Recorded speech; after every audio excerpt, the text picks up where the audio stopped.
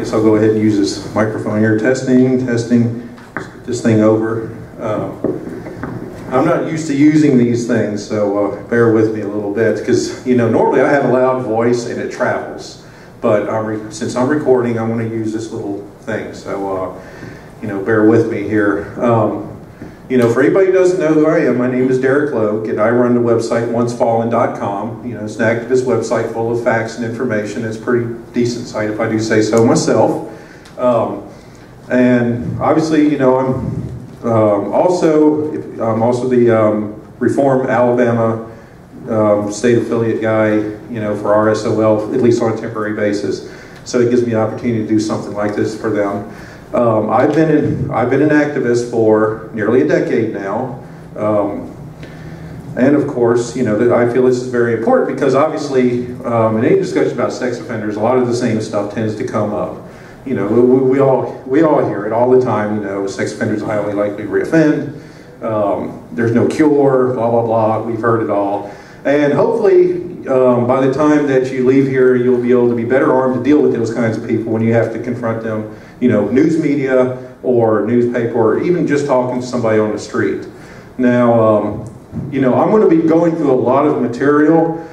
So if by some chance I'm going too fast and you want to write something down, let me know, because I really get into these things sometimes. And sometimes when I get started, I'm a big man, so it takes me a little while to slow down. So you got to bear with me here.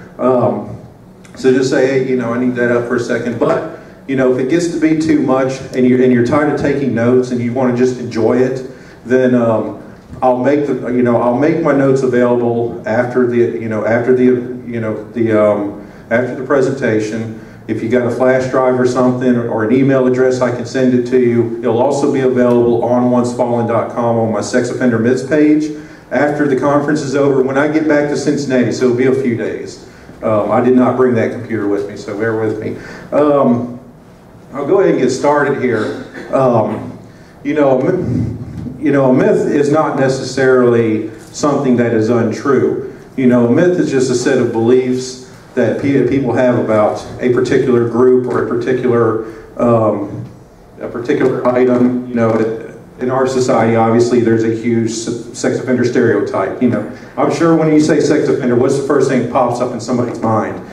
Yeah, pedophile, wrinkly trench coat, candy waver, carrying a puppy, and riding a rusty old van or something. It's a stereotype. Some of them are, some myths are untrue, and some of them are somewhat based in fact. And we're of course going to separate myth from fact in this.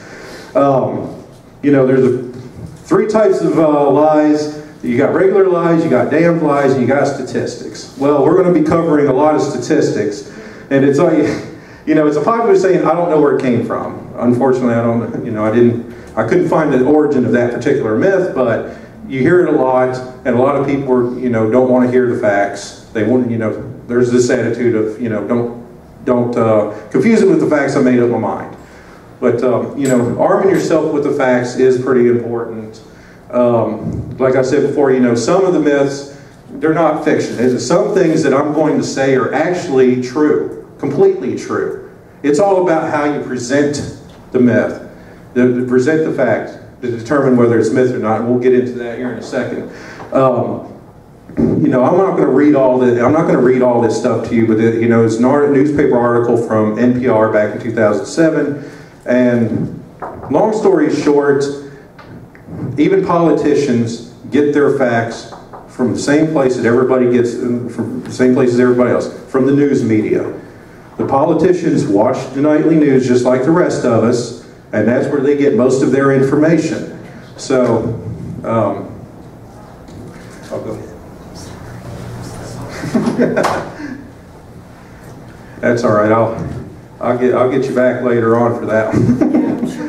But like I said, they don't even, most of the time politicians don't read this stuff. I don't know what any of y'all's experience has been with looking at a bill, but if you ever get bored and you're insomniac and you want something to put you to sleep, Go pull up the Adam Walsh Act, all 150-something pages of the Adam Walsh Act, start reading. And you understand why a lot of politicians don't read this junk. That's where we come in, because most of the politicians get their information from sound bites, just like the rest of us. Watch the news media, special interest groups come in and do this stuff. So, you know, they don't even read reports that they fund. They'll fund a commission to go in, pay researchers hundreds of thousands of dollars, and then they don't even read the report. They'll click on CNN and see what Nancy Grace has to say about it, or John Walsh, or Mark Lunsford. But you know, before we get into the actual myths themselves, I just want to take a moment to, you know, point out a few common logical fallacies here. You know, some of these you're probably familiar with. You probably don't know the names of them. You know, I'll just machine gun down. You know, ad hominem, easiest one to remember. It's personal attack. You know, they'll say, you know, stuff like, oh, all you sex offenders are all pedophiles, you know. Appeals to emotion, that's the other big one. You know, you get a crying Mark Lunsford, you know, testifying before a committee. It's really hard to undo that. Not impossible, just difficult. Because emotions do draw a lot, have been the cause of a lot of these laws. Ad ignoratum, that's a fancy way of just saying you can't prove it or disprove it. You know, the best example will be the underreporting myth. You know, they'll say, oh, you can't, we don't know how many people don't report sex crimes. You know, so it could be anything. You can't unprove it, so it, you know, you know, it's a stalemate kind of thing. You know, appeal to authority, another easy one. You know, quoting Oprah, quoting John Walsh or somebody. Post hoc ergo propter hoc, I love all this Latin stuff. It just simply means because something happened after the fact, it happened because of this. And then, you know, so the best example for that is in 1993, the crime rate started going down. About that time was when they passed the Jacob-Wetterling Act. So because the crime rate was going down since 1994, the Jacob-Wetterling Act must have had impact. Not necessarily true.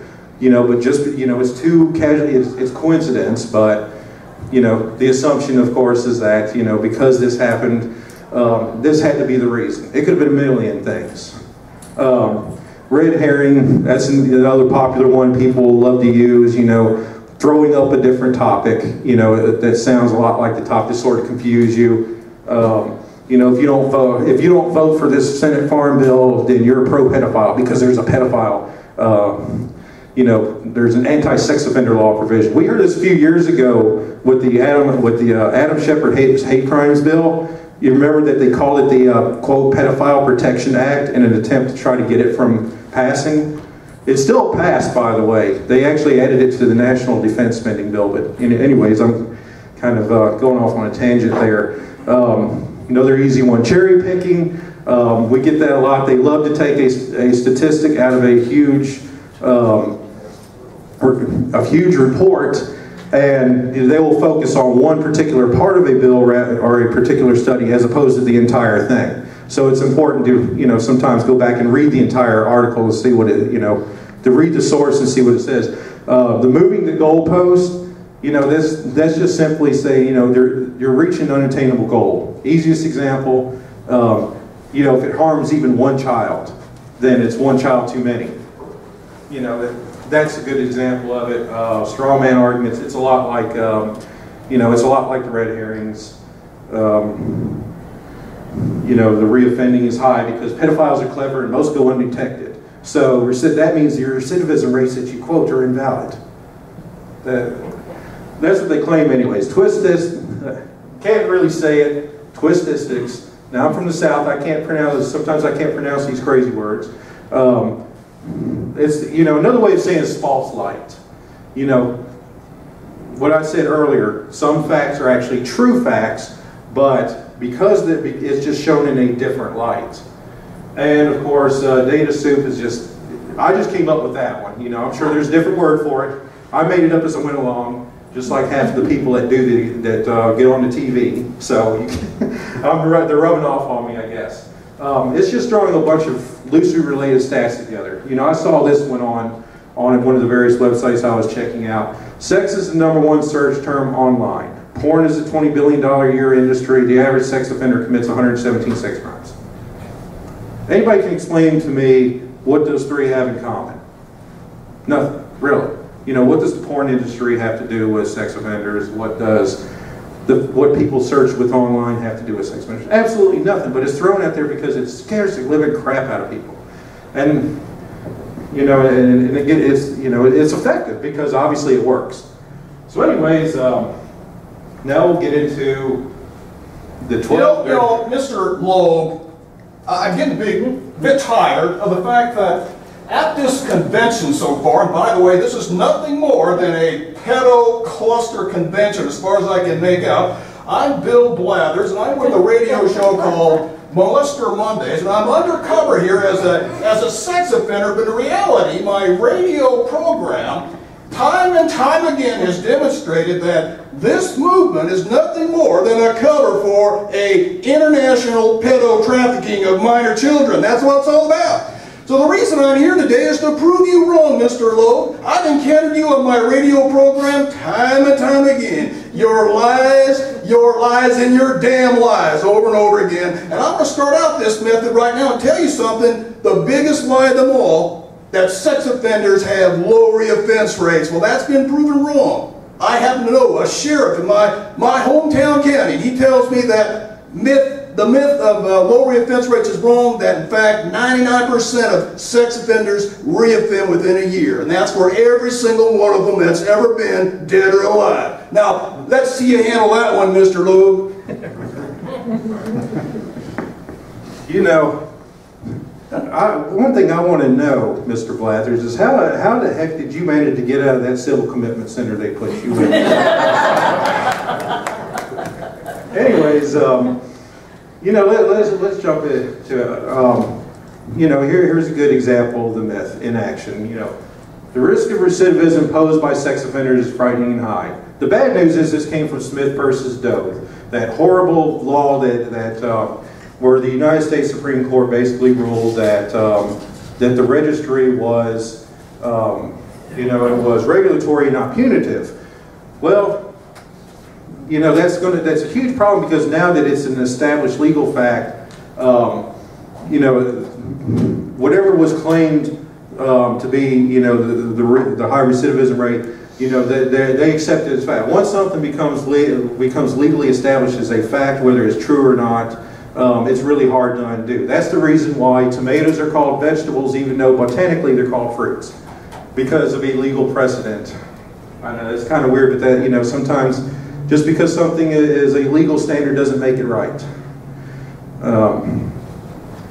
So, unfortunately, you know, recidivism is a huge topic. You know, unfortunately, a lot of people don't understand what recidivism is. You know, I'm sure most of you guys, you know, we have a pretty simplified definition up here. You know, it just means the rate at which a person convicted of a crime commits another crime. Well, you know, it's kind of basic, but the problem is there's a whole huge array of ways you can look at recidivism. Are we looking at reoffense rates? Are we looking at reconviction rates? Are we looking at self-reporting? Are we looking at reincarceration rates, probation violations? You know, and also are we looking at, you know, what kind of recidivism are we talking about? You know, so there's many different, obviously the more, you know, the larger the definition, the broader scope of the definition, the higher the number you're going to get. So you can get some really ridiculous numbers if you want to tweak and play around with it all day. Personally, you know, just my opinion here, reconviction rates to me are the gold standard, because reconviction rates, at least you have the, you know, you have a pretty good understanding, you know, that this person's probably guilty, you know, more than likely. You know, so, you know, anything else above that, a person gets rearrested at any time. You know, they can be arrested because their tail light is out or something. They just want to screw with the sex offender, you know. It happens. Is this thing even on anymore? Yeah. Oh, it is? Okay. It's just a little lower. Okay. It's just not pointing to you. Yeah, okay. You know, first of all, well, I understand there's two different kinds of recidivism. Sometimes, you know, general baseline recidivism, or, you know, sometimes it's just called recidivism. This is why this gets so complicated. They don't even have a set term for this stuff. But we'll just say for sake of simplicity, recidivism.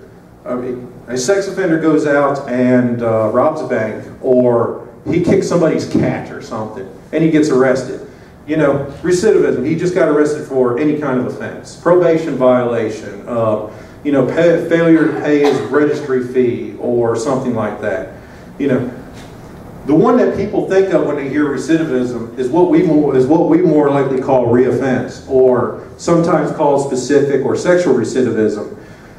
And obviously that means, you know, he committed a new sex crime. Of course, exacerbating that problem is the fact that some studies that I have read actually add the charge of failure to register as a sex offender as a sex offense. So that really does not help understand the numbers any better. Next one here. Now, I'm sure most of you guys who are activists are very familiar with the U.S. Department of Justice. What's the U.S. Department of Justice say? What's the reoffense rate? 3.5. To 5.3. 5.3, 3.5. Okay. You know, for the benefit of anybody who hasn't seen this study before, you know, in 1994 they released, what was it, 9,641 sex offenders in 15 states. Here we go, you know, here comes the discrepancy, 3.5, 5.3. 5.3 of sex offenders were rearrested within that 3-year period. And out of those, you know, and out of the 3.5% were reconvicted. What I say before, you know, reconviction to me is the gold standard. So 5.3 recidivism rate might actually be overstating it because, you know, so nearly a third of these guys who were arrested were not convicted. So that, you know, it sort of begs the question, you know, what was the reasons why? Did the person truly get away with a crime, or perhaps maybe, you know, maybe it's been a witch hunt? Who knows? We don't know the answer to that. So, you know, it's all a semantic argument, but it all comes down to setting a universal standard and going with it. And to me, reconviction, at least you have definitive proof, because look, we're adding a third of people who may be innocent to the recidivism rates. You know, I mean, it happens a lot. I don't know if anybody still has this handout. This is one that was given out last year. A nice green handout here. I didn't see it, but if you got one of them, that's great. If you don't, then I scanned it onto my flash drive, and if anybody wants it, get at me later and I'll send it to you. But the Advocates for Change, the Colorado group that's here. It's us. Yes, that's y'all. Then you should be familiar with this, because this is what y'all gave out last year. 3.5. Yeah, you got one of these. You still got one of these floating around? Well, I think we have some brochures out of the table. Yeah. It wasn't out there. I didn't see one, but that doesn't mean you didn't have it. But if you guys happen to have one, they did a pretty good breakdown of, like, I don't know, what is it, 27 studies from 24 states and countries involving 69,307 registrants, and followed for an average of 4.2 years, found that 3.68% were convicted of a new sex offense. Notice I don't know if you guys caught that, but I try not to use the term sex offender that much, because, you know, it also buys into the stereotype. You know, if there's nothing else I want you guys to get from all my ranting up here, is that you know, semantics are a very important part of what we do as Mythbusters. You know, I don't like to say the term pedophile. I don't like to say the term sex offender as much as possible. I say the term registrant, a registered person, former offender. You can take your pick. I generally say registered person or registered citizen for the sake of simplicity, or registrant for short. So I try to avoid that as much as possible. Factors affecting recidivism rates. Obviously, this is something that's very important. The longer a person's out, the less likely this person is to reoffend. You know, Harrison, Hansen, I'll be quoting them a lot. I'm not really crazy about their study because their number seems a little high, but I think that the reason that the Harrison-Hansen studies numbers are so high is because the Canada and the United States have way different methods of determining sex offenses, and I think that probably has a lot to do with it. There's more of a screening process in Canada than in the States. We're a lot more likely to throw relatively minor offenders on the registries as opposed to Canada. So that may have a lot to do with it. But the short answer, he found, if you've been out for 15 years in prison and he started doing this study, he only found 4% of them reoffend, as opposed to somebody who'd only been out 5 years and the reoffense rate was like 7%. So there's a difference. So the longer a person's out, the more likely this person is, he's not going to be a problem. So, of course, by contrast, the time that a person is most likely to reoffend is within the first couple of years after that person gets out. So, of those who reoffended in Ohio, 2/3 of them did so within the first 3 years of release. To me, I would say that's a pretty good argument for treatment programs, halfway houses, transitional housing. We had the circles of support and accountability. We had all that stuff earlier. But unfortunately, it's not being utilized like it should. It's, to me, that's a huge, this is huge. They should be talking more about this. But they're doing it the wrong, well, they talk about it, but they do it the wrong way, of course. Obviously, there are huge differences in types of sex offenders. Some are more likely to reoffend than others. We're not a homogeneous group. If this is just for individuals who are bona fide, these statistics are just for bona fide individuals who actually touched somebody, committed a real sex crime, not your public urinators or whatnot. But, you have boy victim, stranger type molesters, very small subgroup of the population, commit a very high number of crimes. Now, I'm a criminal justice student. I have a degree in criminal justice. And one of the first things they taught me when I went to college was about 10% of criminals commit 90% of the offenders. A lot of the things that we focus on are that very small subgroup. The only problem is that we have a tendency to look at everybody as a homogeneous group. We're not homogeneous. We're a very diverse group. There's a huge difference between incest offenders and the boy victim stranger types or the rapists. But even then, that's not a guarantee. A lot of individuals still, this is still well below 50%. Even the highest recidivism number over a 15-year period, we're still talking about roughly 2/3 of individuals not reoffending. And of course, with extended incest offenders, we're talking more like, we're talking about, about 9 of every 10 not reoffending. So there's a huge discrepancy there.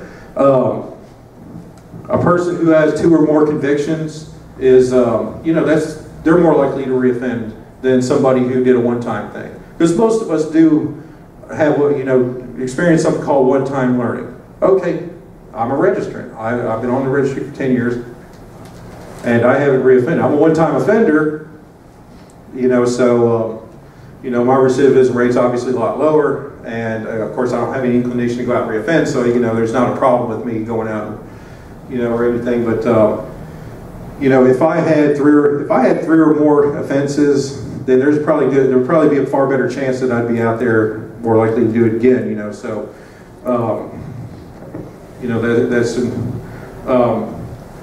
I want to mention too that these studies, if you guys have been trying to write these down, these are cumulative rates, and I'm about to explain it because there's actually been a pretty decent amount of confusion over what do I mean by cumulative. It just means total.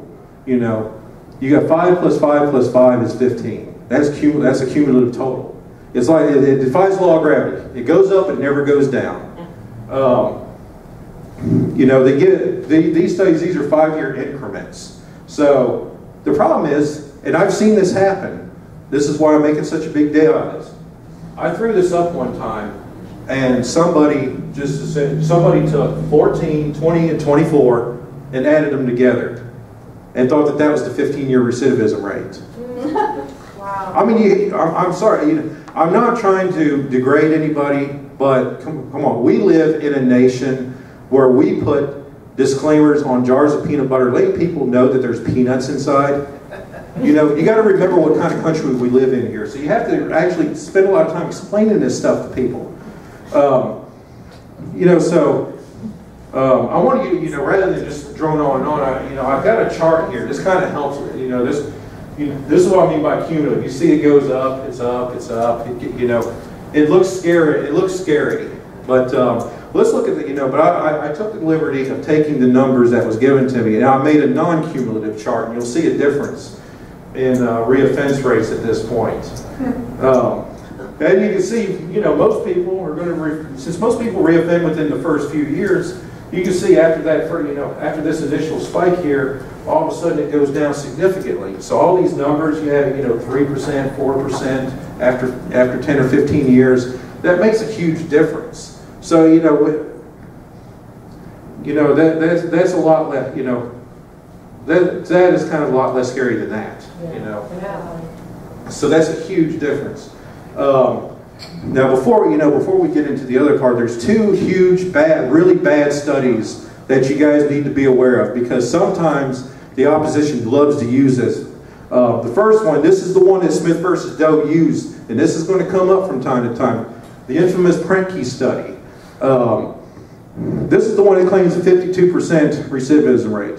First of all, you have to know that this is an estimate number, and estimates are estimates, especially when you're not taking into account, you know, the recidivism curve that I showed you, the non-cumulative totals.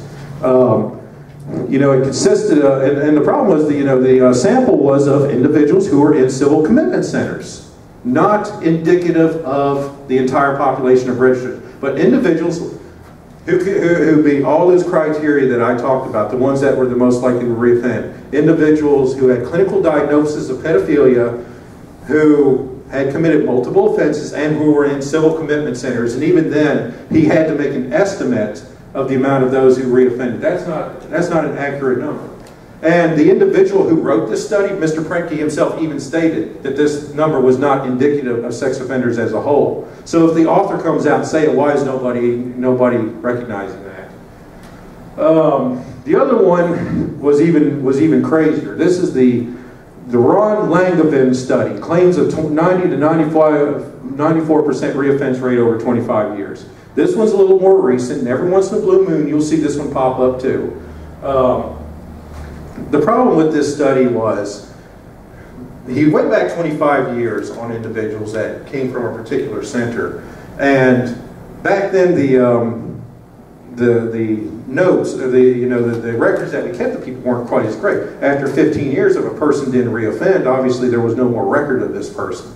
So he took out all those individuals that he could not find records for, and then you're left with individuals that he could find records for because they reoffended. So essentially you come up with near 100% of recidivists recidivated, you know.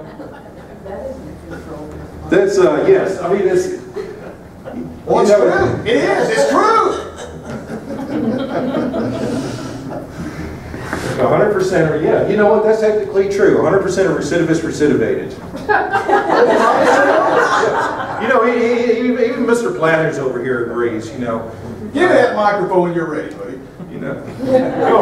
Come on, Platters. If you kind people would ever tune into my radio program, Molester Mondays, airing April 1st every year, April 1st through October 30th, you realize that right before Halloween, you realize that sex offenders reoffend 4 times higher than any other criminal class imaginable. 4 times, but you people don't tune in. That means you don't care about your kids. Get out of that one, Mr. Low Reoffense Rates.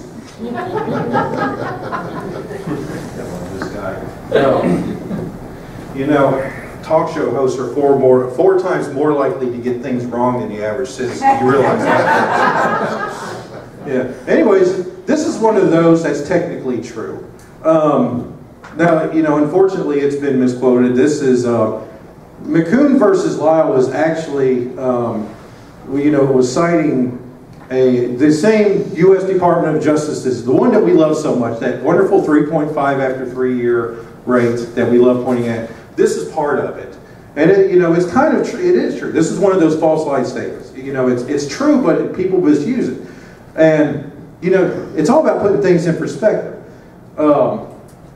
you know, as we mentioned before, 9,641 sex offenders, registrants, got out, and 517 were rearrested within 3 years. But that same year, they also looked at 262,420 non-sex offenders.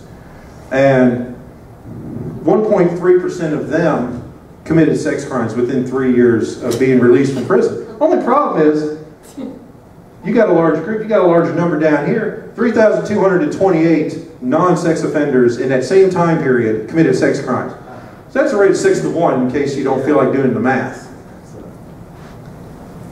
So it's all about putting things in perspective. You know, look at, you know, are we going to start registering all criminals now? Because, you know, that's a lot of sex crimes. That's more than the, that 3,228 is a little bit bigger than 517, don't you think? We need more jails. You know, the thing is, there's always a small subcategories of sex, any kind of criminal who specialize. So yeah, there's going to be some sex offenders who are going to go out and commit sex crime.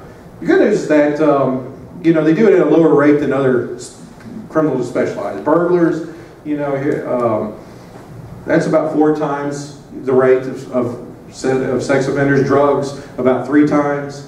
Robbery, twice as much.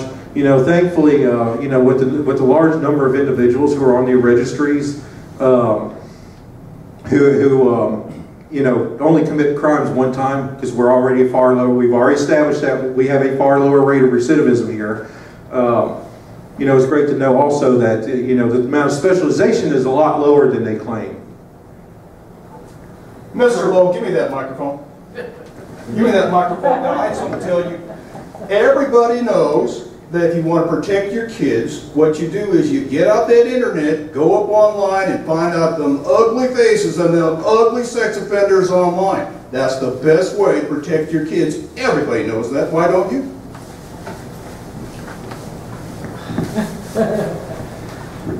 Well, you know, I try to protect my children online. I don't let them watch the Bill Blather show. You know, the beauty of the registry is, yeah, we can go look up all these faces online. You know, it's obviously it's hard to memorize all 750,000 people, but I think what Bill Blathers is kind of alluding to here is the good old stranger danger myth. You guys have heard this one a million times. You know, this one's older than anybody in the room, even older than Mr. Blathers over here. You know, this is from the 1930s right here. You know, it shows you how the old stereotype when I was talking about the old trench coat. That's the Nazi era picture, you know, so they're picking the Jew as a sex offender, you know, candy, trying to swipe up the little children. You know, the FBI in the 1950s had a little poster where they would, you know, there are little coloring books where they get the little kiddies to color in the monster and warn them about don't take candy from strangers. You know, this one has pretty well been debunked. You know, and of course, it still comes up a lot. So, you know, here again, this is one that you really need to be familiar with. The National Incident Studies of Missing, Abducted, Runaway, and Throwaway Children, or NESMART for short. There were 797,500 missing children reports in 2002. Of all those, 115 of those are your, quote, stereotypical kidnappings, the ones that you see on the TV, the ones that Mr. Blathers would exploit for ratings. Of those, 45 went permanently missing and dead. But look, you know, I just broke this down just for, you know, this isn't quite all that important, but you know, most of these numbers, you know, 340,000, that's almost half of them right there, benign reasons. They just, you know, mother simply panicked because Junior wasn't in the backyard, turned out Junior was inside playing Nintendo, you know, or hiding under the bed or something. We see those a lot. Runaways, they got injured while playing in the woods or something, and they, you know, and they were crying out for help and they weren't seen for a couple hours. I mean, a missing person report is a missing person report. It doesn't mean anything, you know. Can I? In 2000, yeah, yes. Do you have room for a comment? Yes, go ahead. Okay. And I don't want to, I sort of appreciate the lightness that you're bringing to this, but I also feel that there's something that I want to say here about the context, which you're also saying. And that is that for any of these, I don't think that just we're less of a problem than. I think that there's problems that people are worried about. And so that when we look at the benign reasons, there's a lot of people that are freaked out about their children right now. So we kind of want to see there's a lot of reasons that children are at risk, but that where it's all being placed is in this group where the risk is actually small. Right. Well, that's why I'm trying to, I was about to, I'm showing this little chart here. We're trying to put things into proper perspective. Okay. All these big numbers, they love to use big numbers to scare people. But, let's put things in context. 2002, remember that 45 number.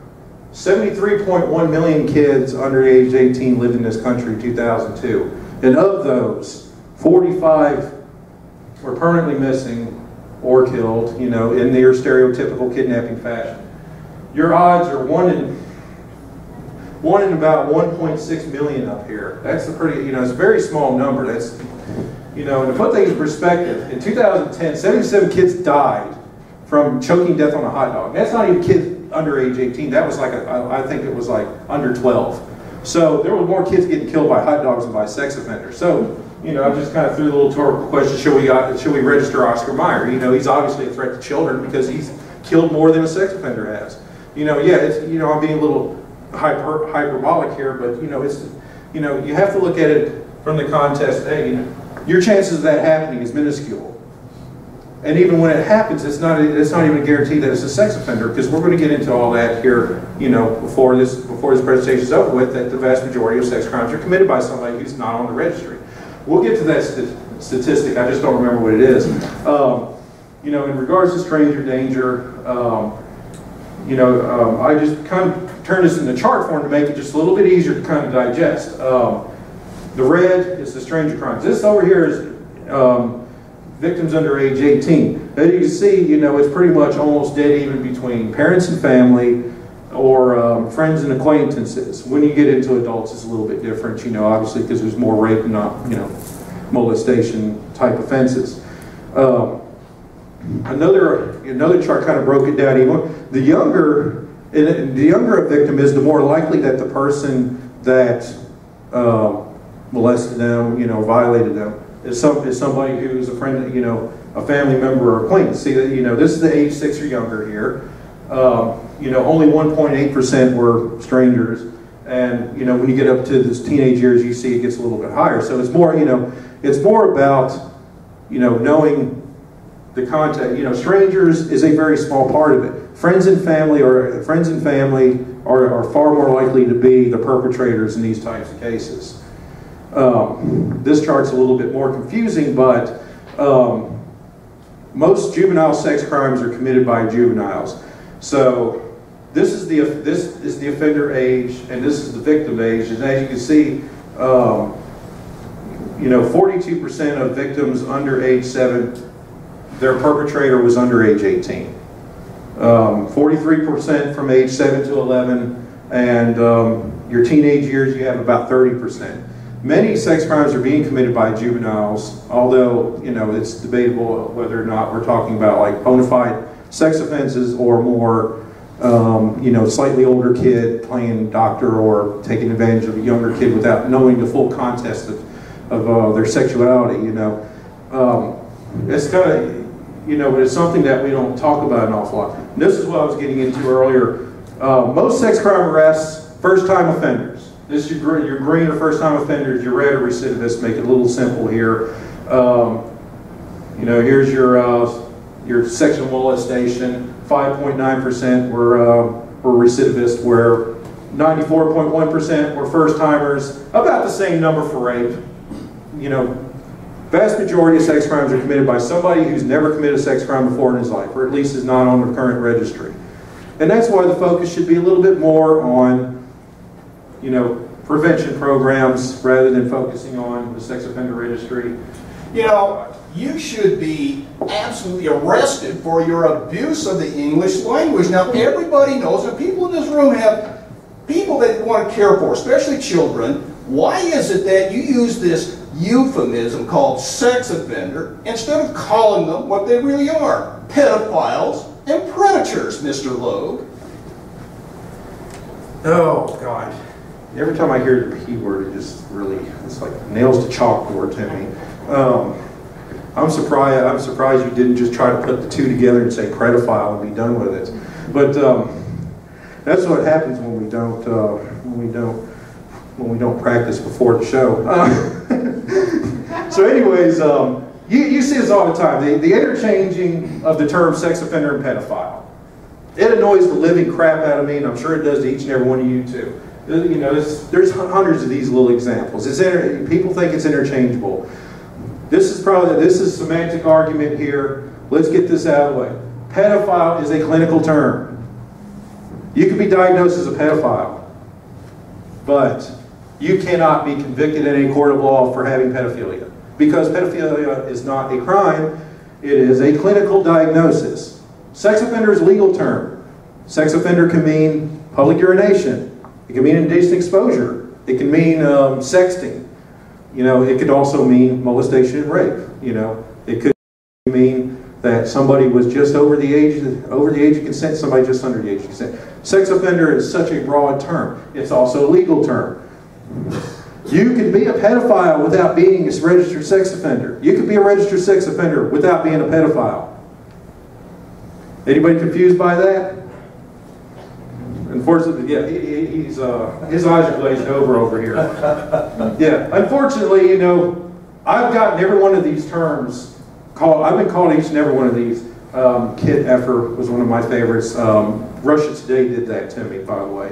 I'll never watch them again. But only a very small portion of convicted sex offenders against minors are preferentially attracted to children. You know, in spite of this fact, the term, people typically use the term pedophile interchangeably with child molester, sex offender, abuser, rapist. You know, again, like I said, you could be a pedophile and never commit a crime against a child. Having an inclination is not the same as committing a crime. Two different things. You know, here's your clinical diagnosis of pedophilia in the DSM manual. Is over a period of 6 months, recurrent intense sexual erotic fantasies, sexual urges, or behaviors involving sexual activity with a prepubescent child, and that person has acted on these sexual urges, or the sexual urges or fantasies cause marked distress or interpersonal difficulty, and the person is at least 16 years old and at least 5 years older than the child or children in criterion A, do not include an individual in late adolescence involved in an ongoing sexual relationship with a 12 or 13-year-old. Of course, if anybody is a regular news watcher, you know, keeping up with sex offender stuff, you probably heard about Caitlin Hunt. You know, 18 years old, had consensual sex with a 14-year-old girl, sitting in Florida jail right now. You know, it seems like she's kind of broke a lawsuit there, you know, with not having contact with the alleged victim before trial. So, you know, would she meet this clinical diagnosis of pedophilia or not? She's 18. Her victim is 14. That's only 4 years. Yes, it's only 4 years. That's Really? this. Other doors open, people. So, much time is it? How much time I got left? What time are we supposed to stop? 5. 5. Okay, I better start getting to move on because I'm on number 4 here. Situational offenders. You know, you need to understand there is a difference between a preferential, fixated offender and a situational. The vast majority of sex offenders are situational offenders. They are individuals who are not primarily attracted to children, but who committed a sex crime under duress. I fall under the situational offender category. I did what I did because I was, you know, I mean, and it's not making excuses. I'm just saying for the purpose of identification here that I had specific circumstances that caused a lot of stress in my personal life, and I made a poor decision based upon that and chose to act on it. So it's on me. But I'm not clinically diagnosed as a pedophile. I do not have a preferential, I'm not sexually attracted to children. you know, human nature allows us to do things that are contrary to our nature, and it's not excusing it, but we have to understand that these things, you know, that there's the possibility that these things can happen in order for us to be able to say that, hey, you know, we've got to look at how to prevent these things from occurring in the proper context.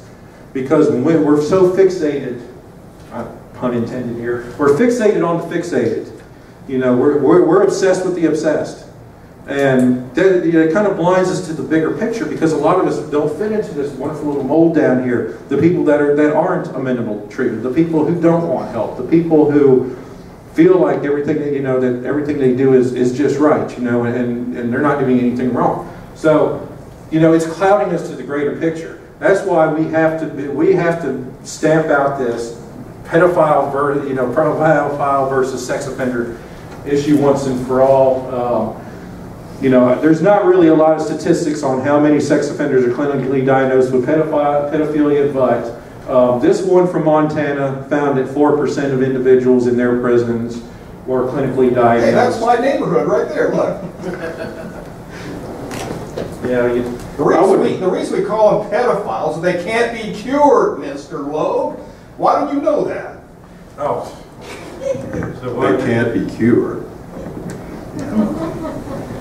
Yeah, well, maybe they can be educated, like, hopefully you will be by the time this is over with. Yeah, we've heard this one so many times. You can't cure those guys, you know, they got a disease.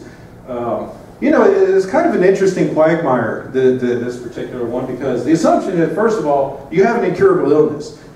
All sex offenders have incurable illness. You all have these inclinations. It's beyond your control, but, you know, obviously it means, you know, we all pose an equally high risk because of that. So a lot of these myths, it's more like a tangled web. They're not an island unto themselves. They're interchangeable with each other. So, you know, they all pose a high risk.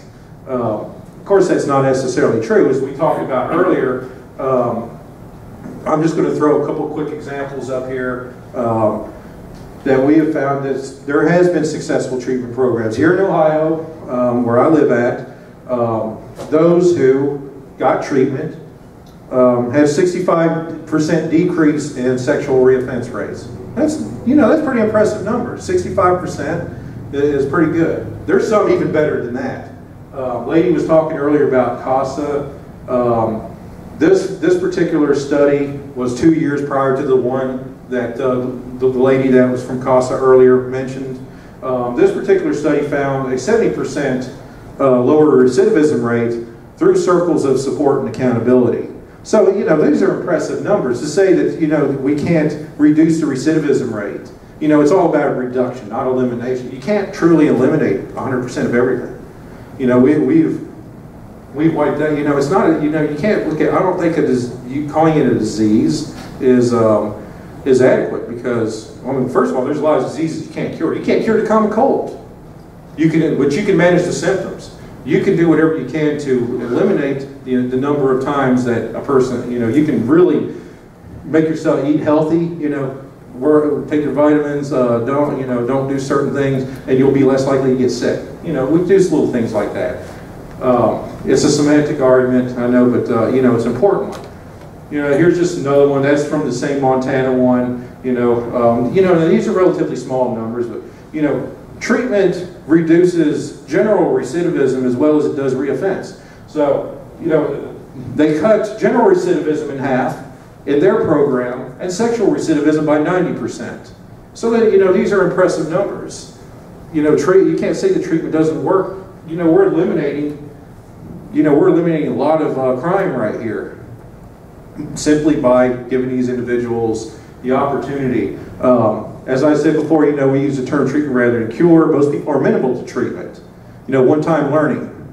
You know, you went to prison, you got embarrassed, you got treated, you got out. You're not going to go out and do it again. Most of them.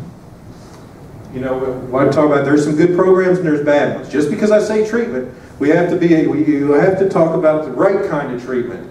Shaming kinds of treatments. Shaming does not work. If you guys know your history, you should know that 300 years of persecution of a particular religious group did not stop that religious group from becoming one of the major world religions in this world. And I'm not trying to proselytize anybody. I'm just speaking historically here. But we used to feed Christians to the lions. We hung them upside down on crosses. We fed, we would impale them and do all this other stuff. Did it stop it from happening? No. Shaming, persecuting, sometimes backfires. A lot of these programs, it's not about shaming the offender. It's about making them about profit motive. Profit motive. Profit motive. No, it's not about profit motive. Nice try though, but it's all about a good program. Makes the individual feel like he's a part of his own treatment. You're not just dictating to him. You're not making him feel, not just making him feel miserable. Yeah, there is some element of shame. Nobody wants to sit up here and admit they're a sex offender. When I go on TV and I do an interview, do I want to say, hey, I'm a sex offender? No, I don't want to do that. Nobody does. But we got to get beyond that. The person's got to feel like he's a person. They got to feel like that I have support. That accountability is only part of it, but I also want support. I also want to be able to talk about my problems with somebody. And that's, that's why groups like CASA and a lot of these other places, those are good programs. I was so grateful to have her here earlier. We got to go move on here, so. Don't worry. All right, Mr. Logue, there's one thing that you can do besides throwing around all those numbers, and that is the fact that each sex offender that has ever lived has at least 191 victims, whether reported or not. Get out of that one, Mr. Know-It-All. Oh Lord, I think Mr. Blatter is victimizing a couple of dozen people right now. Wonderful. Sex offenders have hundreds of victims. The average serial child molester has between 360 and 380 victims in his lifetime. That came from, I got this off Parents for Megan's Law. So take it for what it's worth. Now, this is where the myth busting starts getting a little bit fancy. I had to do a lot of digging and digging and digging. And as far back as I've been able to get is a study from Gene Abel entitled Self-Reported Sex Crimes of Non-Incarcerated Paraphiliacs. I can guarantee you, if somebody looked at that word, what do you think they're going to think that word means? Paraphiliacs. Does anybody know what the word paraphiliac means? Anybody? It means sexual deviance in general. Anything that's not accepted as the norm of society. When Gene Abel did this study in 1986, consensual homosexual sex was considered deviant sexual behavior for the purposes of this study. So that really isn't going to help with the numbers. Problems with the study, few of the offenders are voluntary. When you have a captive audience and you expect them to tell you what you want to hear in order to graduate from the program, what do you think you're going to hear? You're going to hear a lot of what you want to hear. I already talked about the inclusion of non-criminal activities such as homosexual relations. Plus, even so, this is an estimate, another estimate. Estimates are bad. Sure. But through coercion and varying degrees of compliance, repeated acts are often carried out with the same victims or partners. So even Gene Abel himself admits the chances of somebody having 100, 200, 380 victims is actually pretty low. This is what remember math class when you thought, oh, you're never going to take all this stupid math again? Well, guess what? You're getting a math lesson today, y'all. Means. I made it a little bit easier for you guys that way. I don't have to, spend all day talking about it. Means average. So if you've got, you see some pretty big numbers. This one's really good here. Mean number of victims for male victim, sex offenders with male victims, 150.2. Well, median means halfway. So literally, like you go down the highway, there's that thing in the middle of a 4-lane highway is called a median for a reason, because it's halfway. That means half of the people in this survey, in his little survey, had less than 4 victims. But yet you have this incredibly huge number. There's a huge discrepancy between half of them didn't even contribute to the overall number. So, he throws some astronomical number out there, but yet over 50% of them didn't even commit even 5% of what this, didn't even commit 5% of what he's claiming. So there's a small number of individuals who commit a huge number of crimes, and it pulls up the average. It would be like having Barry Bonds on a team of Pee-wee baseball people. He's going to hit a home run every time. But the other kids, they're probably going to be like the Bad News Bears, and stuff. But that average is going to stay up because Barry Bonds is coming to bat every 9th time. It's the law of averages. Again, Gene Abel. Here's another number. Now it's gone down to 100. It's gone to 117. What I found interesting is somebody quoted this particular study. There's only one little problem. This study no longer exists. Nobody can find the original copy. Not even Gene Abel. Okay, but yeah, I mean, it's an unsolved mystery. I need Robert Stack on this. What I found interesting is later on, Gene Abel writes his book, and now you see 11.7. 117, 11.7. Coincidence? Hey, these things happen. It happens a lot more than y'all realize. It's a cute little example, but I think this happens an awful lot. And now you start to see a little bit more realistic numbers from the same person who quoted 107 from 200 and something all the way back here, 360 to 380. Now he's going down to 2.9 children, 11.7. I mean, these are a lot smaller numbers. It's all perspective. The latest in technology, all that stuff, whatever you want to contribute to. There's one more that I want to mention, and that's there's another study that floats around by Sean Aylmeyer, I guess that's how you pronounce his name, and he throws another ridiculous number up there. But what I mentioned earlier about inmates being stuck in a program where you're compelled to tell them what they want to hear.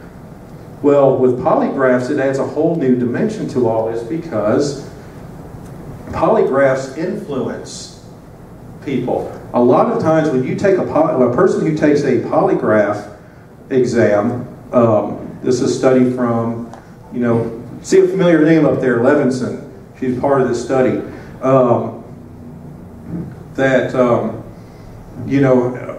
Clients taking a polygraph test will just simply go along with whatever the polygrapher asks them. Did you touch that child? If the polygrapher believes that person did it, then he's expecting the answer to be yes. And if that person says no, then the polygrapher is going to say he's lying. The polygraph does not actually do anything. It's a stress detector. It's like those silly little things that you see sometimes. Not trying to knock anybody's religion, so if you're a Scientologist, I'm not trying to knock you guys, but those school stress test things. I don't know how they work or whatever, but if they do work, I don't know if they do or not, but if they work, they detect stress. Stress doesn't mean anything. It's still open to interpretation. Just like most everything else I've been talking about. A lot of people take these numbers and interpret them. There's Mr. Abel right there. Can I say something? Yes. On that first report, there's Kim English and Peggy Heil. Those are all people from Colorado. And this year we're having, they're doing, the legislature has authorized $100,000 to do an independent study of our sex offender management board, of which they're part of. So they're coming under scrutiny this year. It's within the next couple of months. It kind of makes me nervous thinking that they're going to, here we go, perspective again. 700,000, I know I'm underestimating now, 700,000 registered offenders. If they had 100 to 300 victims, there would be about 700 to 280 million victims. The U.S. only has about 300 million people. We only have 7 million minors. What the hell are we doing? We pass them along like Pokemon cards or what? You got to start looking at these numbers and putting them in the context of, put them against society. You have an outlandish claim like that, and you put it up against the number of Americans we actually have, and you see some really crazy stuff. Mr. Logue, you are being very disingenuous with our audience today because you have forgot to mention the greatest fallacy of them all in your coverage, and that is 92 out of 100 victims never ever report their crimes. You are a liar, sir. That sounds so ironic coming out of the mouth of a media hound, but anyways, I know you guys have probably, how many of you guys saw this little graph earlier this year? I've seen that. Yes, it was, you know, it was supposed to be, the intent of course was to try to, this little number down here, because you can't see it, even with this huge thing, it's in tiny print, it's supposed to be the number of people falsely accused. This huge number right here is supposed to be the number of people who have raped but have never been taken to task over it, and you know, you have little 10 people up there, you know, jailed for all it and everything, and it went viral. So I mean, lots of people saw this and they accepted it. You know, here's this place called the Enliven Project. Sounds like a very shady organization to me, but to a lot of people, they're not going to check and see what kind of organization this is. You know, I can't remember what they were exactly, but they're not even like related. They're just some, like, I don't know, something that somebody made up out of thin air, I think. But you know, the RAIN's website repeats this myth. You know, only 3% of rapists ever serve a day in prison. The problem with an unknown factor is you can put any number greater than 0% and less than 100% and say that that number is wrong. Can you prove it? Can you disprove it? You can't. I can say, like you say, you know, most of them don't get reported. You know, what's the number? What's most? You know, are we talking 90%? Like that one claim, you know, 90% plus. A lot of them claim, we don't have that's the thing, we can't. We try. The best example we have, the National Crime Victimization Survey. They do it every 2 years, pretty large survey. They get about 50, 60, 70,000 people involved in this sort of thing. You know, it's a self-reporting study. And it's left up to you to determine whether you felt that you have had a certain crime committed against you that you may or may not have reported. So it's left up to an individual. So there's obviously a huge margin of error with self-reporting because a lot of people don't even know what rape is. You know, we're having a huge debate in this country right now over what the definition of rape is. So if a person gets drunk and they wake up the next morning and the person laying next to them looks more like George Costanza than George Clooney, some people, I kid you not, I mean, it's a little hyperbolic here, but some people have actually looked at it. Well, I kind of had some regret sex, so does that count as rape? Some people say yes. So anyways, you know, the one thing is the NCVS has shown that in the last few years, the number of underreporting has gone down. So it's 2010, it's only like 50%. Of course, they changed how they consolidated these two studies. So that's why there's a little bit of differences here. But it was more like 2/3 up top, in 2003, and then 50% down here. So there's more reporting, there's more awareness, there's less. But that begs the question, and nobody ever talks about this. Why is it being unreported? Anybody know? Well, they say people are embarrassed and stuff. They don't want to report it. The NCBS knows they have limitations. We're talking, the studies are being influenced by a ridiculously small amount of individuals. So you have 71,000 people, and out of them, you're talking about, you're talking about two numbers here, a 5 and a 7 next to each other. We're talking about a small number of people that are influencing what we believe to be unreporting rates for sex crimes in this country. And when, since we're talking about such a very small number here, if that number goes up or down, it greatly influences the percentages because it's a small sample. So why do people fail to report sex crimes? There's been a couple of studies on this. Even using a very broad definition, a lot of them say, well, I didn't feel like it was that important. You know, it makes me, you know, and of course, this is Harrison Hansen saying this. This isn't Derek Logue saying this. It says, consequently, readers may wonder what counts as a sexual assault. We don't even have a definite definition because it's always changing.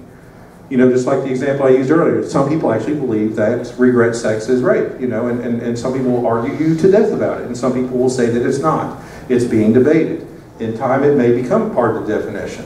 So, you know, that's going to be even more of a problem if you have individuals who like to go to bars and then take somebody home with them, because technically, under the law, you cannot consent to sex if you're inebriated. So, you know, that could cause some huge problems down the road for individuals who like to go out and party. There's a huge discrepancy on why people not report when there's a stranger involved versus when a person who's not a stranger involved. It's an acquaintance or something. When a stranger is involved, as you see, you know, some of it's because they don't have much trust in the cops. Somebody says report it to another official. I wonder what they mean by that, reported it to another official. I mean, do they mean like you talk to a doctor, or did you talk to somebody did you talk to a hitman?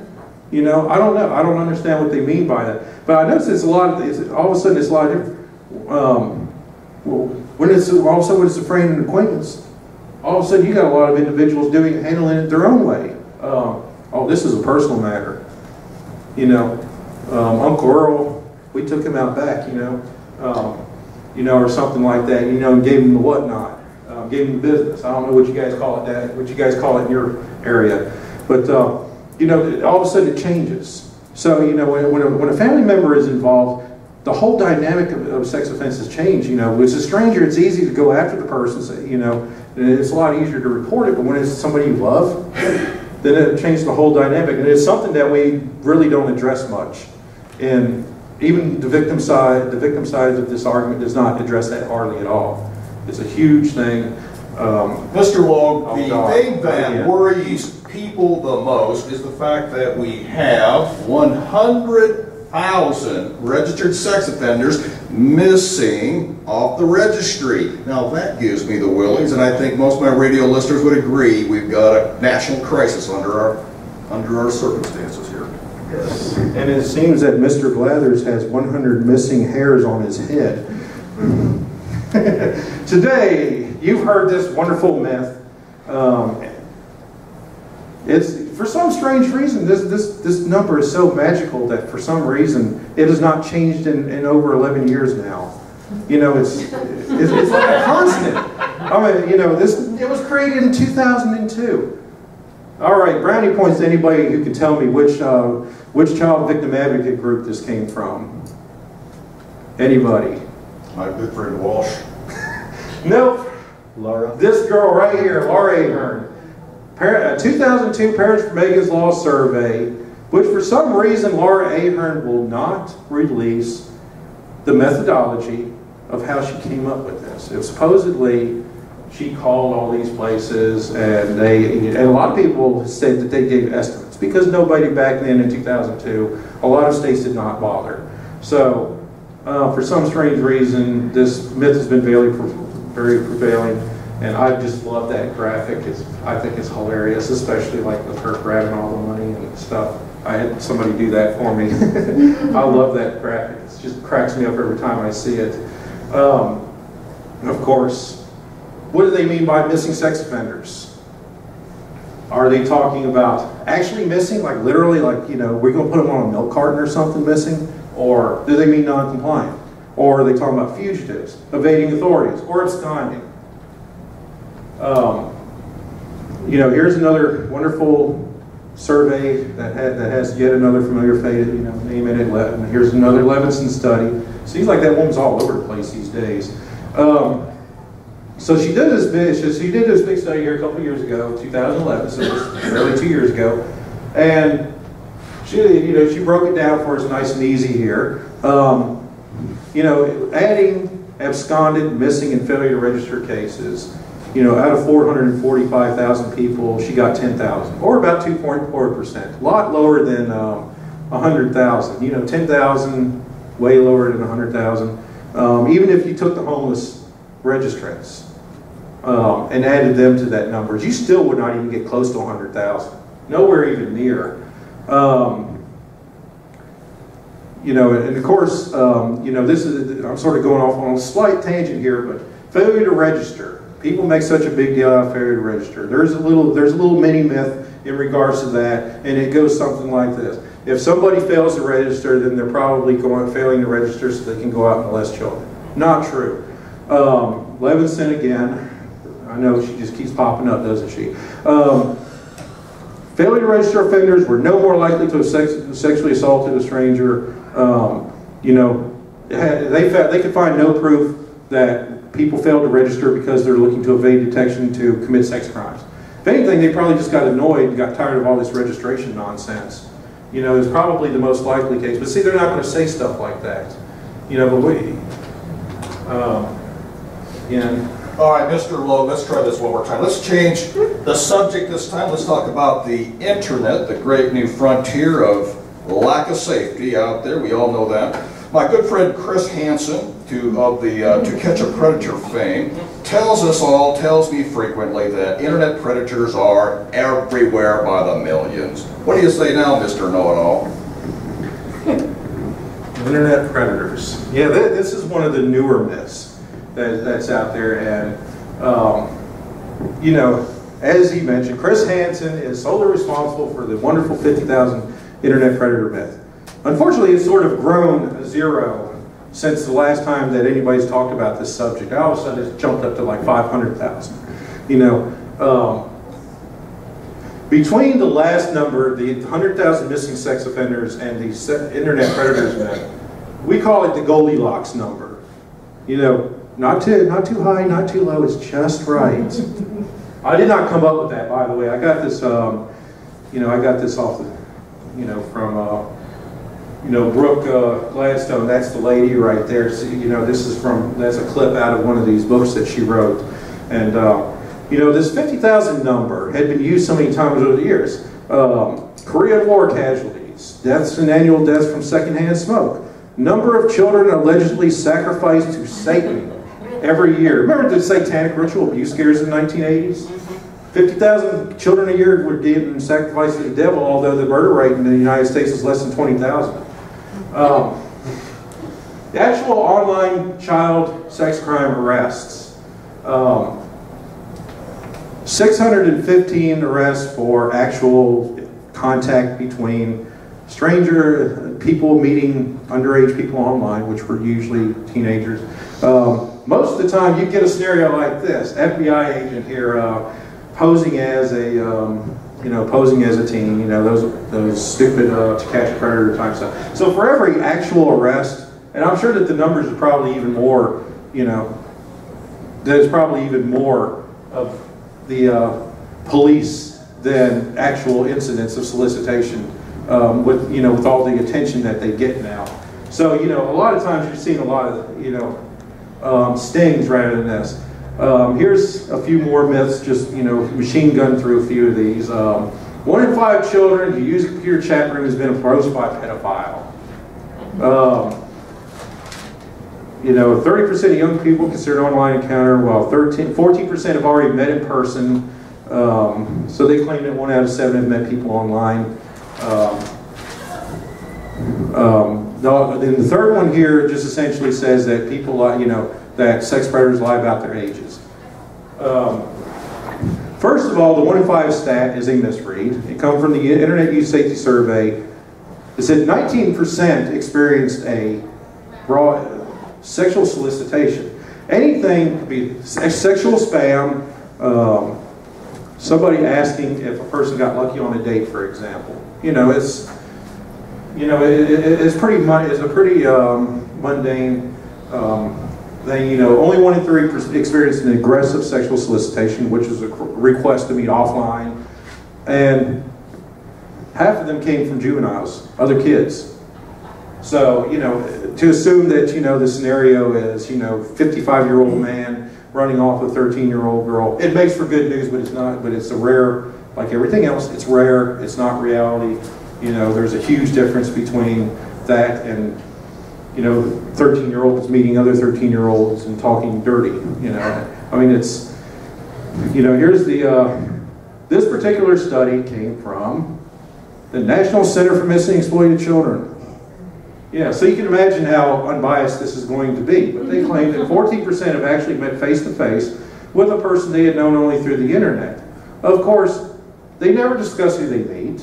The survey just says they met somebody offline. They could have met another teenager. They could have met a kid from a rival school. It does not say. It just says, hey, you know, 22% of 6-year-olds and 9% of 13 to 15-year-olds. So it seems to be more of an issue with older children. The older they get, the more they're willing to meet somebody offline. You know, another thing too is that the most accurate study, like a 2012 study of this, if they found lower numbers, they're never going to quote those. They will go back to the highest number. They love shopping for the highest number that they can find, and they stick with it. Maybe that's why that 100,000 sex offenders missing thing, you know, stays the same year in and year out. But you know, let's look at some characteristics of so-called internet predators. They rarely pretend to be teenagers. Most people have been on the up and up. You know, there's not a lot of lying going on, surprisingly enough, because it's the internet. We all lie about something. Or maybe that's just a stereotype too. You know, there's not a lot of violence involved. There's a lot of willing participation. So it's a lot, you know, there's not a lot of force. You know, nobody's getting threatened. You know, not too many people are getting threatened. Not to say that, you know, there's not those rare instances that it happens. But if you're going to try to teach your children about what to watch out for, you know, you got to watch out. You know, you have to show them like some reasonable boundaries as opposed to like scaring them and say, hey, you know, here's this scary-looking guy with a scar on his face is going to, you know, get all your stuff and you know, and scare you into submitting. No, it's not how it goes down. You know, you have to also look at the characteristics of the individuals that are being solicited. There are individuals who are more high risk than others. You know, troubled children. You know, people who are more willing to discuss some things like sexual stuff. You know, those are things that you got to watch out for. You know, that's just a quote. You know, we're starting to get a little short on time, but basically it just said what I just went through. That's a good one. You know, if anybody wants to write that one down later on, I'll come back to it. Wrap it up, Mr. Lowe. Just wrap it up. I'm done. I'm done. I'm done. Wrap it up. You win. Go ahead. You win. How much time I got left here? What time is it? 6 minutes. I got 6 minutes. I'm going to have the machine gun through these, okay? Tough on crime. You know, the tougher, you know, obviously we know all about tough on crime. Tougher laws mean less sex offenders. Not necessarily true. You know, reoffense rates, you see this is this line right here is the date that Megan's Law came into effect. This is a recidivism chart, just for illustrative purposes. As you can see, there hasn't been, you know, I think it's kind of funny that some of these years look a little higher than some of these years over here, but your recidivists are way down here. No real change. It looks kind of flat, you know, because it's not really changing. Sex offenders have no positive impact on crime, but the effects of the law can increase crime. Registration has found that, you know, SORA has no impact on the rates of sexual offenses. With residency restriction laws, just remember Iowa. Iowa in 2005 created what was at the time the most restrictive sex offender laws in the country. Within a year, sex crime arrests went up. Failure to register cases went up. Of course, you know, you got lots more arrests for violating residency restrictions. You had people who fled the state or simply stopped registering. And after that happened, Iowa scaled back residency restrictions for everybody except for the highest tier offenders. And since then, a lot of that has gone down. Except for those in the highest tier, they still have the same problems. There was too many places cited, so I just kind of refer you guys to my residency restriction laws page on that if you want to know more about that. The Adam Walsh Act, of course, you know, they've done, you know, long story short, so you don't have to read all this stuff, is studies have found that Adam Walsh Act, the tier levels that the Adam Walsh Act does has no impact on, as a matter of fact, they kind of found a converse effect, like the high-risk registrants were actually less likely to reoffend than the low-risk registrants. Because the Adam Walsh Act does everything completely backwards. than risk assessments. Risk assessments were bad, but at all. And of course, I don't need to tell you that sex offender laws promote social ostracism and vigilante violence. I won't make you read all this stuff, you know, I just threw it, you know, but we already know this stuff. These are just different quotes saying the same thing over and over again.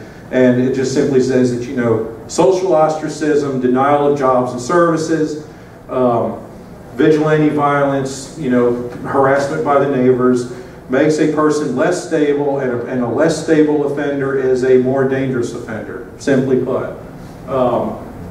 This one's a really short one, slap on the wrist. You've heard this one a million times. Oh, you know, they don't serve enough time, you know. You can go to prison for drugs for longer than for a sex crime.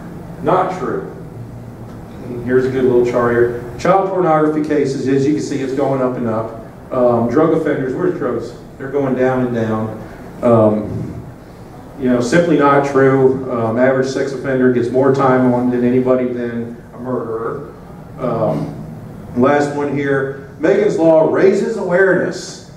That was one that Maureen Kanka said after the New York State study. Does a watch pot boil? That's one you really need to be familiar with. But she was basically backpedaled and said, well, you know, it's not about preventing sex crimes, it's just to raise awareness. Well, guess what? I actually have some statistics that show you why people use the registry. Here's a 2005 Gallup poll that found that, first of all, only for some strange reason, despite the fact that people are always talking about this crap, only 38% of individuals ever claim to know that the registry exists. And of those, you know, only 23% of people look at the registry. So, you know, Florida has an email program, and they found only 44,000 people have signed up for their email alerts. That's, you know, considering that 16 million people live in Florida, and Florida's like a hot spot for this stuff. Nobody's paying much attention to it. You know, here's a very recent study that came out on the registry and why people use the registry. And the thing that I want to, you know, the main one I want you to take away from this one is why people use the registry. 40% of respondents did it just out of curiosity. You ever see those stupid mugshot magazines that you go to the convenience store and they're sitting there $1 busted, or you know, mugshots.com or whatever. People buy these things, you know, and they look and they're like, oh man, Uncle Jimmy's in here. What did he do? You know, some people do that. I mean, it's a curiosity thing. Few people were looking at it because they were actually worried about their safety. You know, you had more people who were looking at it as a freak show than looking at it as a serious tool. So, you know, few people were accessing it. You know, almost 20% only looked at it one time. Just had, you know, a couple came back once. Only 38.1% used it on a regular basis. You know, of course, that's the same thing. You know, just machine gunning a few really quick myths here. Halloween's coming up. You've heard this one. Good study to know. Jill Levison's study. You know, they found no Halloween effect. Halloween has no impact on sex crimes. Real simple. You know, if you guys need that one, I'll put that one back later on. Child trafficking. This is going to be, to me, I've been trying to sound an alarm to everybody for the last few years now. This is going to be the thing that drives a lot of laws. In California, residents, you guys know about this already, because last year when they passed that stupid child trafficking law here, and they added a provision to force registrants to use their internet to turn over their internet identifiers, and thankfully that got stopped. But you know, they're going to start piggybacking a lot of things. They're doing this also. Anybody who saw the registered traveler earlier today, they're piggybacking a law to force registrants to renew their passports more frequently as being attached to a child trafficking bill. So now you see 100,000 to 300,000 child sex slaves in the U.S. today. Complete misprint. Long story short, you know, I went all the way back to a study that came from ACPAT, which is an organization that's connected to the United Nations, and it deals with child sex trafficking. They cannot, it's another estimate. And guess what? They do not have the original study. They cannot find it. I have been in contact with ECPAT for the last 3 months and nobody can find the study. It does not exist. And of course, you know, tied into that was the big Super Bowl. You know, now the Super Bowl, they're going to have, you saw the hoopla over that a couple of years ago, that all these people were going to flock to the Super Bowl for sex trafficking. They found 16 people. Must not have been that super of a bowl.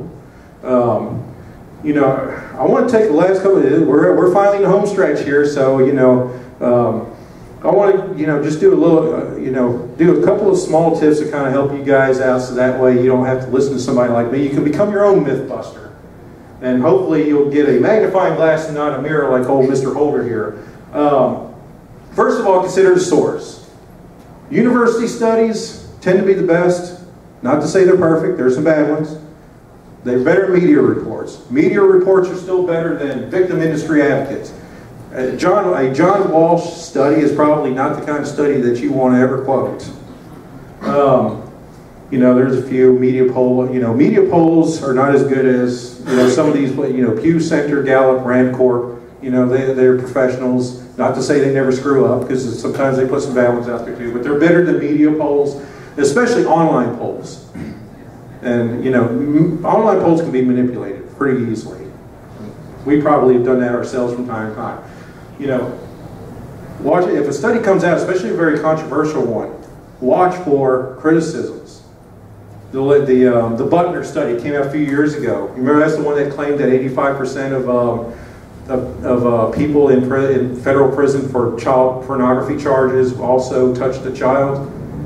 The Butner study was debunked twice in the same year. And even the Department of Prisons, the Bureau of Prisons, said that the study was invalid, did not use it. They wanted it suppressed. Watch for estimates. Round number, nice round numbers, 100,000, 50,000. 1 in stats, 1 in 10. 1 in 10 stats are wrong, you know. Goldilocks numbers. You know, media reports are really notorious about misreading a report. A couple weeks ago, there was a study that came out from Nebraska, and the media report got the numbers backwards. And they said that the Adam Walsh Act did a better job of reducing recidivism, because recidivism rates went from 2.5% to 0.5% in Nebraska after the Adam Walsh Act passed. That's not what the study says. The study says that the pre-Adam Walsh recidivism rate was 0.5% and the post-Adam Walsh Act was 2.5%. The media reporter got it flat wrong. He got the numbers backwards. Keep everything in perspective. This is what I mentioned before. You know, big numbers are scary. Bigger numbers put those other numbers into perspective. Actually read the source. Who's the author? Where is this coming from? Don't always take the media at face value. Especially people like Blathers, he can't read nothing. He's got 4 eyes and it doesn't even help him. You know, if you take a minute to look at a study, you know, anything before the 1990s, everything's kind of changed in the 1990s. We're getting a lot better about determining, you know, statistics and stuff like that. Anything before the 1990s, it's completely different. You know, at some point you got to retire some of that old stuff. Things change. Sample size. You're going to quote a sample, you're going to quote a study where the sample size is 5 people, and you're going to say that 100% of people reoffend because I talked to 5 of them and all 5 of them reoffend. Well, that's a pretty small sample. I mean, you know, if only one of them reoffended, that's still 20%. That's still a ridiculously high number. You know, brush up on your math and semantics. You got to know the means and medians, semantic arguments. You got to know the difference between predator and pedophile and regular sex offender, time savers. You know, if you don't want to read the whole study, and who does, most of the time the abstract gives you the information that you need. You know, the abstract and the conclude. You know, the results. You know, I already mentioned looking out for critiques. Arm yourself against the logical fallacies. If you ever have a media interview, the best thing you can do protect yourself, you know, to make sure that you, you know, give a good interview is to practice. You know, Tom has been playing Mr. Bill Blathers this entire program. You know, to kind of, you know, it was you know, I asked him to do this because, you know, you're hearing what the media loves to do to you. They love to come to you and say and really try to grill you. They want to see your head. You know, they want that deer in the headlight stare. You know, they want you to look blindsided when they try to slam you with something. So when you know you're going to be talked to, when the media is going to come talk to you about something, think of a couple of sound bites you have in your head. You know, those sex offenders, they have high recidivism rates. You know, put a couple sound bites together. Well, you know, dozens of university and state studies have found that sex offenders have a consistently low rate of recidivism, and that recidivism rate is lowered even further with successful treatment programs. Nice little 10-second sound bite. You know, it's effective because, you know, lots of times you're not going to get a lot of time. Even if they sat and talked to you for an hour, you're going to see yourself on TV for 30 seconds, maybe 2 minutes tops. So it's always good to have a couple of ideas in your head. Stick to them. Do not deviate from them. You know, I'm bad about this, so I'm preaching to myself when I'm saying this. Don't rely solely on this. All this stuff I talked about, I overwhelmed you guys with a lot of stats today, but that's only part of the argument because, again, there's all those fallacies. One child, if it saves just one child, it's all worth it. We've heard that so many times. And you got to think about what can we say as a response to that. You know, and I don't have all the answers. You know, this is where it really gets tough. It's easy to break down a myth like I've done because you have definitive proof. It's not as easy to do it with emotion because there's no gauge for the emotion. I can't tell a grieving widow, that one in a million thing that happened to that person. You know, it happened. So, you know, there's other ways. Using emotional testimony is not in itself a fallacy. Just because the other side uses it an awful lot, doesn't mean we don't have a story to tell as well. You know, we have people who are suffering under these registries. We're suffering, you know, not just me, but anybody who loves me, my family, my friends. I have to put my life in perspective. You know, I have to do certain things because of them. So, you know, we all have a story to tell. Fight fire with fire, emotion with emotion. And what the hell did I just do? Oh, there we go. Know your enemy. Real short, you know, this is pretty self-explanatory. If you're going on Dr. Phil and they say you're up against, you're up against Betty Logston from, she's from mommycare.com. Go to mommycare.com and see what kind of stuff she writes. See what her, you got to study up on this person because, sometimes the most dangerous individuals are the ones that don't really know what the heck they're talking about. They're just going to throw some random stuff. They're really hard to deal with. With somebody like Lunsford or Walsh, they would be easy to debunk because I've got all the facts. Sometimes it doesn't hurt to confront them. Turn the tables on them. You don't have to be nasty about it, but you put them on the spot. You say 90% recidivism rate? Where did you get that from? Do you know what a pedophile is? No. Then why are you saying it? You don't know what a pedophile is. You shouldn't even use the word. Well, here I go, hit the wrong note. Accentuate the positive, eliminate the negative. Again, all about perspective. We keep saying, okay, sex offenders have a high 5% recidivism rate. No. Over 95% of registrants never reoffend. Sounds a lot better, doesn't it? It really, it doesn't seem like it's that big of a deal, but in a person's mind, that big number is the one that counts. That huge number, because they use those, they love those huge numbers. The numbers are on our side, not theirs. All you have to do is, you know your sources. If you want all the sources that I've written and you haven't been able to write all this stuff down because I've kind of been machine gunning through all this stuff, I will be more than happy to share all this stuff with you. I'll also have it on my website. Know your sources. If somebody challenges you, you can say, okay, I may not have it at the moment, but I will get it for you. I know the source. You can say, okay, I got it from the Levinson study, or I got it from the U.S. Department of Justice. And you could, you know, ask them, and where's their sources? I don't have them. And they never have them. You know, there was the Butner study. There was the, you know, I'll use, you know, I want to show you, you know, just before we quit, and this is the last one, I promise.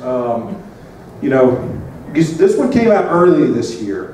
It said, or no, it came out about this time last year. It said 1 in 6 sex offenders are intentionally manipulating data to hide in plain sight. It came from the Utica College in New York State, and they claim that, can I get one more minute? But they claim that,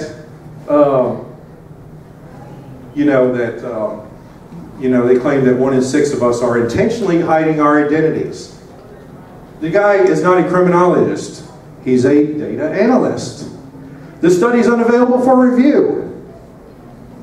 Preliminary findings find ways that sex offenders avoid detection.